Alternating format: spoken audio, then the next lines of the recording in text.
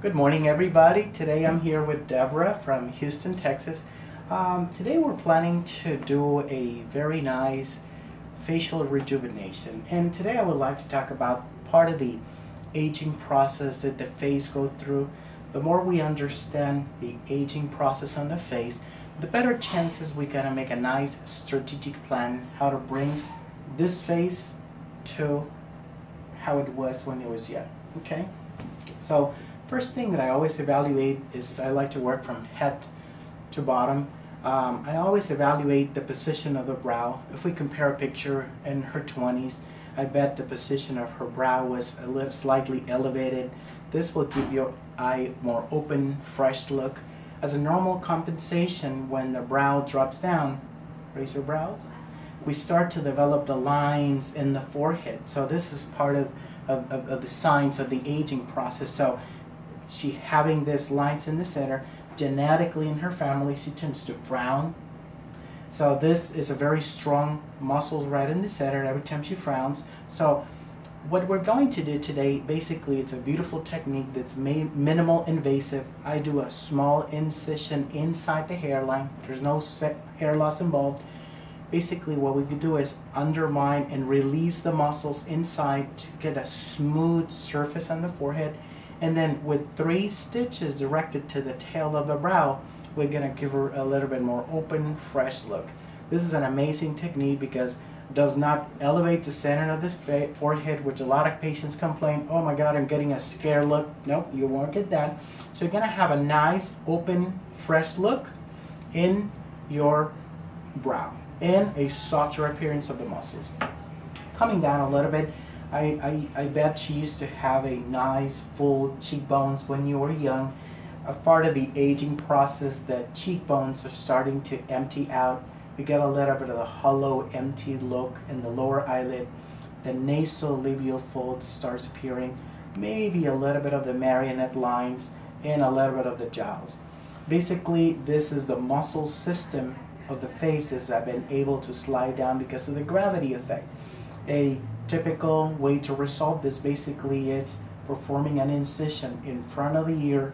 I like to go always behind the tragus, around the earlobe, and we're able to undermine the skin, grab the muscle system and bring this up to be able to get this fullness in the cheekbone again. So once we're able to bring the cheekbone fullness, then we should be able to eliminate the excess of skin in front of the ear.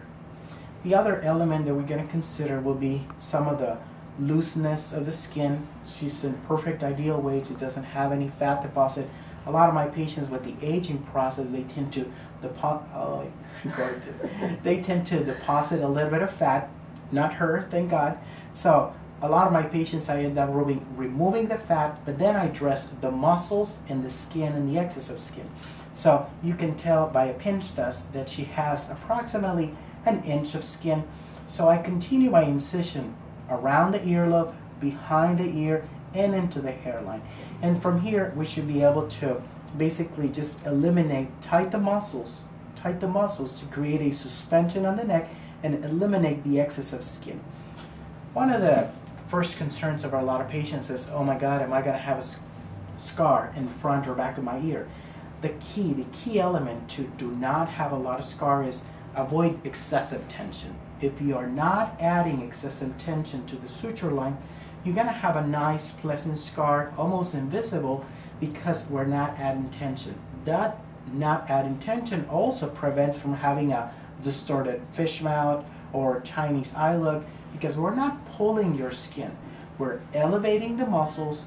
This will add longer lasting result to your face off, and we're just distributing or eliminating whatever excess of skin is giving you, but basically it's not expenses of pulling the skin. What happens after I elevate the cheek? Automatically my patients end up having a slight redundancy of skin in the lower eyelids. Some patients have genetically bags under her eyes. She doesn't have them actually. She has a little bit of hollow empty, so we could not or we should not remove fat pockets in her case.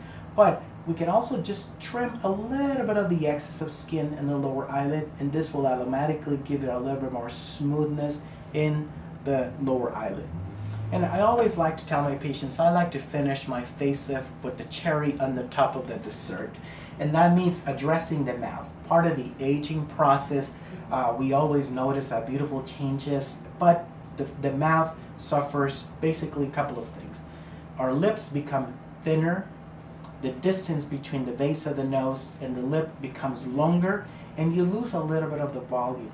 That automatically is giving you a little bit of the fine lines, or some people call them smoker lines, even you don't smoke. Right. That just this, when you pucker or try to kiss, you see those fine lines. So for me, it's very important that the face pretty much looks evenly youthful appearance. So I always like to begin with a resurfacing around the mouth, which is a mechanical scraping of a dermal abrasion.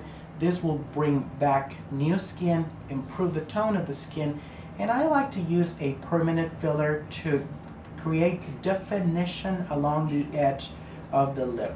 Whenever I use fillers, people get scared because I don't want to have the typical super exaggerated look. No, you have very fine features. I would never give you thicker lips, but I think my accomplishment will be to give you definition only like you had when you were young, which is definition. This will give you a youthful appearance in your lips, but it's not going to give you thicker lips. So it's only to rejuvenate the lips. So I think that you should be able to have a wonderful result, and looking forward to see you after care. Thank Okay? you. Thank you very much. Dr. Romero. Thank you, everybody. Thank you.